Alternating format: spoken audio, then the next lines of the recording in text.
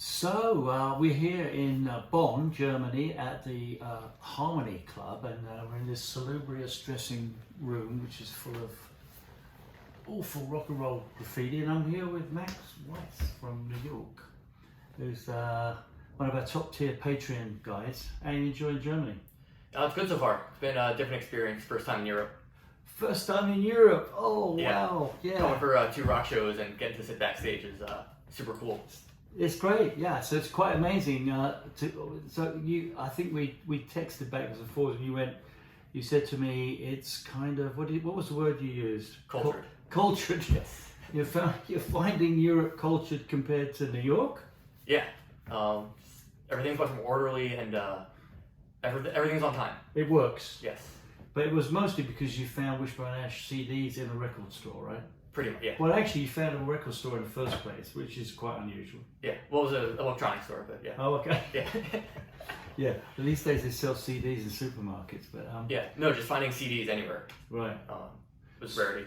Yeah, it is. So you've been here for about a week, or you will be. Yeah. And so you're going to go see us, and then another favorite band of yours, which is Grobschnitt. Grobschnitt from.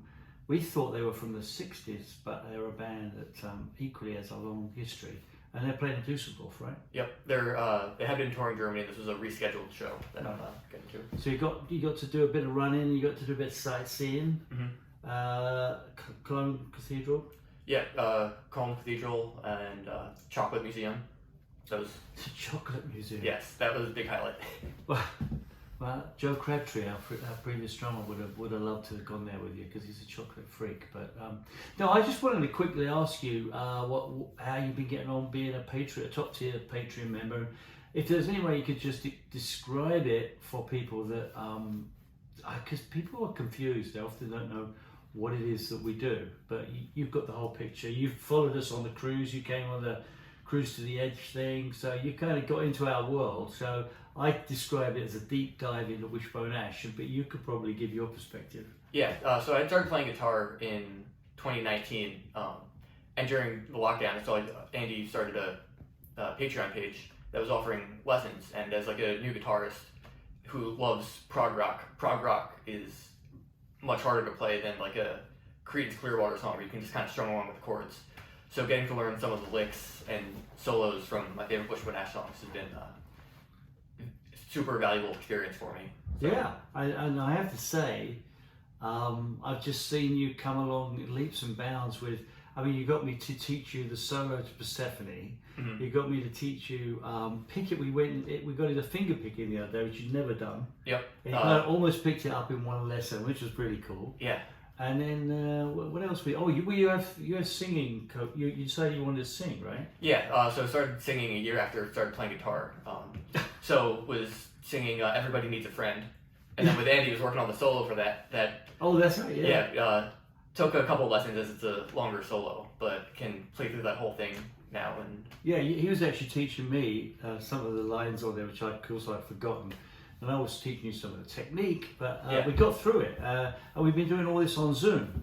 So that's the kind of thing that's that one-on-one thing that the technology we have now allows for. And it works pretty well, doesn't it, really? I mean, the sound is not so great. Yeah, sound's not great and kind of sometimes hard to see, but just call it a fret number and string number and we're good to go. Yeah, you're more organized with that than I am. I mean, some people have asked me, could I produce tap? I don't really produce tap, but I will sit there with you and we'll nail it. Mm-hmm. Yeah, it's been fun. Yeah. And so now you've kind of become a friend of the band and you're backstage and we can't get rid of you.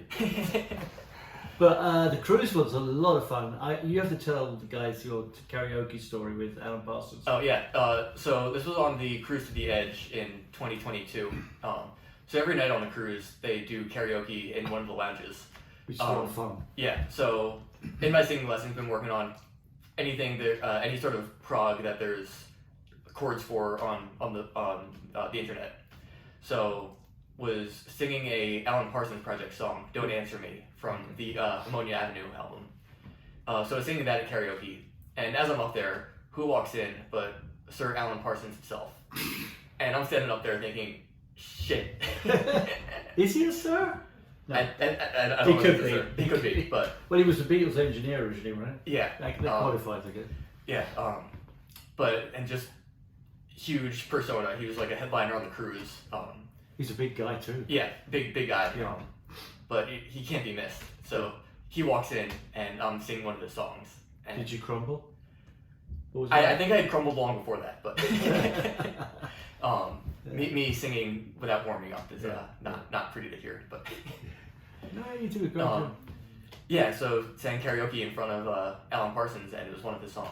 I just think that is incredibly ballsy because, well, number one, we were talking out there about traveling around on your own. That's pretty ballsy for a start in a foreign country you've never been to as an American. Mm-hmm. And, you know, you've kind of figured that out, you know.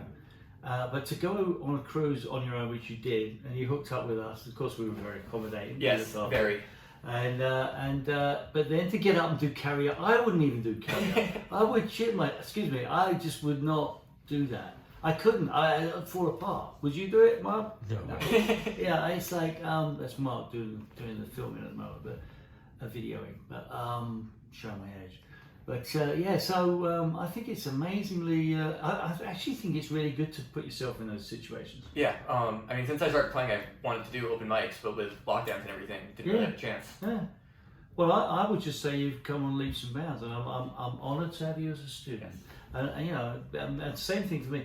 I think if you become a teacher of anything, you actually do learn as well. So it's been a new experience for me. So you know, I thank you, and I'd just like to wish you the best with the rest of the trip in Germany and wherever you're going. And when we get back, we'll continue on. Yeah, thank you. Awesome. And to anyone out there wondering if they should be a Patreon, definitely the lessons are phenomenal, and you guys are learning from one of the best. Oh, so nice. All right, cool. Thank you.